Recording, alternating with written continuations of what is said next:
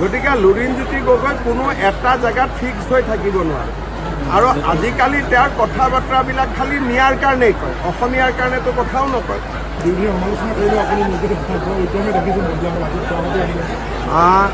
60টা সমষ্টিত মই উদ্যমিতা অভিযানৰ পুঁজি বিতৰণ কৰিলোঁ।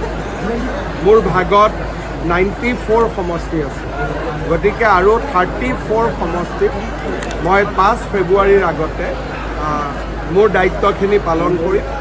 বাকীখিনি BTCৰ প্ৰধান বা আমাৰ মন্ত্ৰীসকলে বিতৰণ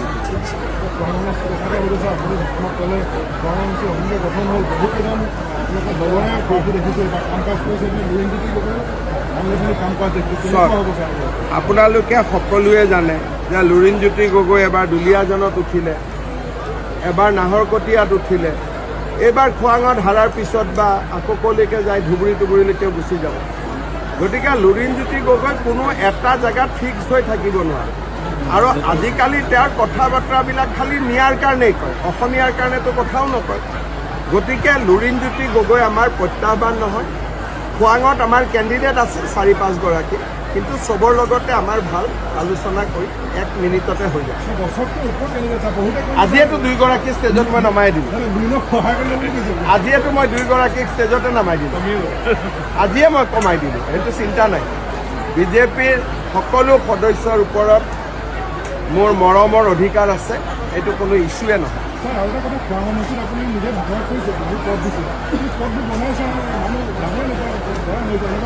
আমাৰ অসমীয়া আমাৰ চব অসমৰ ৰাস্তা ঘাটটো অলপ বেলেগ ধৰণৰ। এইখন বৰষুণ প্ৰধান এখন ৰাজ্য, গতিকে ইয়াতে ৰাস্তা ঘাট টিকাই ৰখাটো সমস্যা আৰু সেইকাৰণে আমি দিল্লীক কওঁ যে আমাক মেইনটেনেন্সত পইচা বেছিকৈ দিব লাগে, কাৰণ ইয়াত ডিব্ৰুগড় শিৱসাগৰ জিলাত বছৰতকৈ 4 মাহ অকল বৰষুণে হৈ থাকে আৰু ক'ৰবাত কামৰ কোৱালিটি বেয়া হ'লে আমিতো ঠিক কৰিবই লাগিব।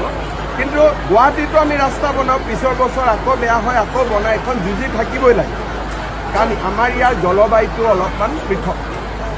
দেখা গৈছে উজনিৰ সময়ত যে ঠিকাদাৰ আৰু অভিযন্তাসমূহৰ সামাৰি দেখা গৈছে। কেতিয়াবা ঠিকাদাৰসকলে পইচা নাপালে অলপ শ্ল' হৈ যায়, বিল পালে আকৌ ফাষ্ট হৈ যায়। নাকি লগাব নালাগে, এইবোৰ অসমীয়া ল'ৰা মিলিজুলি কাম কৰি থাকিব। নাকি তাকি এইবিলাক শব্দ প্ৰতিদিন শব্দ, এইবিলাকত মই নাই। এই শব্দৰ পৰা মই দূৰত থাকোঁ, চবকে মৰম কৰিলোঁ, বুজালোঁ, হৈ গ'ল। নাকি মানে কি, এইটোতো কোনো অসমীয়া ভাষাত এনেকুৱা শব্দই নাই। আপুনি মুখ্যমন্ত্ৰী ঘোষণা কৰিছিল মানে কোনো অবৈধ কাম হ'ব নহয়, ভাল কৈছিল। কিন্তু খোৱা মানুহ বহি দিন নদীৰ কাম আছে জানে, দিনে ৰাতি অবৈধ বালি নহয়, টেণ্ডাৰ কোনো নাই। মোৰতো নজৰত নাই, আপোনালোকে কৈছে, মই আজি ডিষ্ট্ৰিক্টটো বহুত গৰম প্ৰতিবেদন দিয়ে। মই ডিষ্ট্ৰিক্ট চাব কৈ দিম, ৰাস্তাটো বেয়া হোৱা মূল কাৰণে বালি নহয়। মই ডিষ্ট্ৰিক্ট চাব কৈ দিম। কিছুমান লোকেল ল'ৰাইও কাম কৰি থাকে, হয়তো ক'লেও বেয়া পাব, তেনেকুৱাও সমস্যা। ওপৰৰ পৰা চাই আছিলোঁ, বহুত ধুনীয়া হৈ গ'ল। ইমান ৰাংচালিৰ মাজেদি মইতো খোৱাঙৰ জীৱন্তৰা ঘাটৰ হৈ ইলেকশ্যন খেলিব অহা ৰাস্তাই নাছিল, এতিয়াতো মই হেলিকপ্টাৰৰ পৰা পটক কৰি আহি পালোঁ। হোৱাখিনি ক'লে নোহোৱাখিনি কৰিব মানুহে প্ৰেৰণা পাব। মই এইটোৱে বিচাৰোঁ যে হোৱাখিনি কৈ থাকিলে নোহোৱাখিনি মানুহে নিজে আগ্ৰহেদি কৰিব।